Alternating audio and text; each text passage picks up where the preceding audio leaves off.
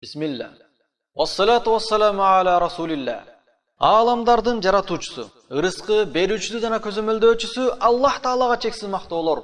Анын акыйкат пайгамбары Мухаммад Мустафа саллаллаху алейхи ва салламга салават саламдарды айткандан кийин баарыңыздар менен бейишке кирүүчүлөрдүн саламдашуусу менен саламдашамын. Ассаламу алейкум ва рахматуллахи ва баракатух. Аллах Таала Куранда «Ва ахаллаллахул бай'a ва харрамар риба». Аллах сооданы адал, сүткорлукту арам кылды деп айтат. Бакара сүрөсүнүн 275-аяты. Аллах Таала мурдагы өткөн коомдорго да сүткорлукту арам кылган эле. Сүткорлук кылуу аларга да тыюу салынган чоң күнөөлөрдөн болгон. Бирок ага карабастан бузукулар, күнөөдөн кайтпагандар. Соода деле сүткорлук сыяктуу нерсе. Соода да пайда алып келет, сүткорлук да пайда алып келет. Экөө бир эле нерсе дешип, атын өчкөр арам сүткорлуктан тыйылышпады. Алардан так атын айтсак, Аллахтын каарына душар болгон Яхуди жөөттөр. Алар өз пайгамбарларына айрылыкерлик кылышып, сүткорлуктан тапкан акчадан жей беришкен.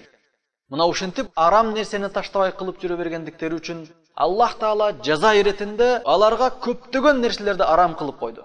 Аллах Таала Куранда айткан: "Фабизулмин миналлазина хаду харрамна алейхим таййибат ухиллат лахум ва бисаддихим ан сабилиллахи касира ва ахзихимур риба ва кад нуху анху ва аклихим амвалан наси бил батил."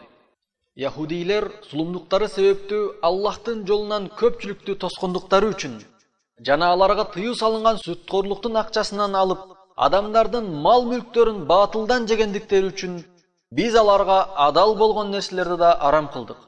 Ниса сүрөсү 160-161-аят. Яхудилер Аллахтын каарына калган коом. Аларга мурдагы өткөн пайгамбарлар сүткорлук арам экендигин айтып эскерткенине карабай, айрылыкерлик кылып, сүткорлуктан кайтышкан эмес. Алар өз ара мамилесинде сүткорлукту арам деп эсептеп, ал эми жөөттөрдөн башка адамдар менен мамиле кылганда, алды-сатты кылганда ачык эле сүткорлук кыла беришкен. Алар Аллахтан келген буйрукту туура эмес жакка бурмалашкан. Сүткорлук кылуу өз ара болбойт. Бирок яхудилерден башкалар менен болгон мамиледе сүткорлук жолу менен мамиле кылса болот деп айламал кылышып, Аллахтын өкүмүн бурмалашкан. Ошондуктан алар Аллах Тааланын каарына кабылышкан. Азыр кээ бир молдолор Кыргызстанда сүткорлук арам, бирок Россияда сүткорлук кылып кредит алса болот деп чыкты. Бул накта жөөттөрдүн кылыгы. Мусулман үчүн сүткорлук бардык жерде арам. Мусулман болгон адам сүткорлукту кандай абал болсун ташташ керек. Яхуди жөөттөргө окшоп айламалдык кылып, сүткорлук бул яхудилер арасында арам. Ал эми яхудилерден башкалар менен мамиле кылганда сүткорлук кылса боло берет. Адал деген бул Аллах Тааланын каарына калган яхудилердин сыпаты. Муну ошондой эле азыркы күндө Россиядан кредит алсаң боло берет деп Аллах Таала арам деп аткан нерсени адалдап алыш бул Аллахтын каарына калган жөөттөрдүн сыпаты. Муну ошондуктан мусулман адам ар дайым өзүнө арам болгон нерсени арам деп билип, өзүнө жол издеп, ар түрдүү айламалдык кылуудан аябай алыста болуш керек. Аллах Таала баарыбызды акыйкатка баштасын. Сүткордук өзү кече жакында эле чыккан күнөө эмес. Илгертен бери тыюу салынып келаткан күнөө иш. Пайгамбарыбыз Мухаммад саллаллаху алейхи ва саллам акыйкат динди алып келгенге чейинки караңгылык доордо да сүткорлук кылгандар көп болгон. Ал доордо адамдардын арасында сүткорлук деген күнөө кеңири тараган эле.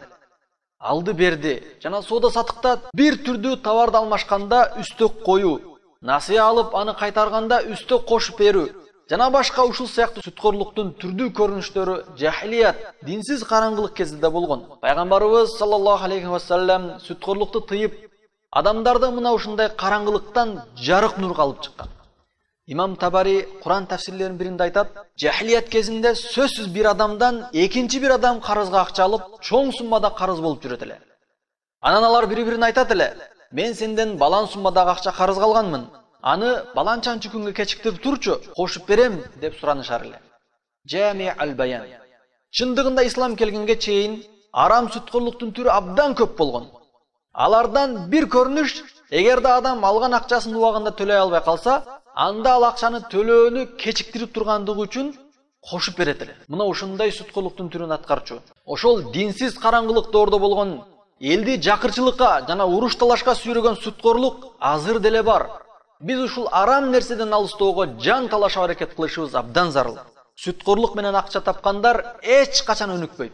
Аллах Таала ыйык Куранда айткан: "Ва ма атайтум мир риба лиярбуа фи амвалин наси фала ярбу индаллах." Силерден адамдардын мал мүлкүнөн алып, көбөйтүү үчүн суткорлук кылып карызга акча бергендердин акчасы көбөйбөйт.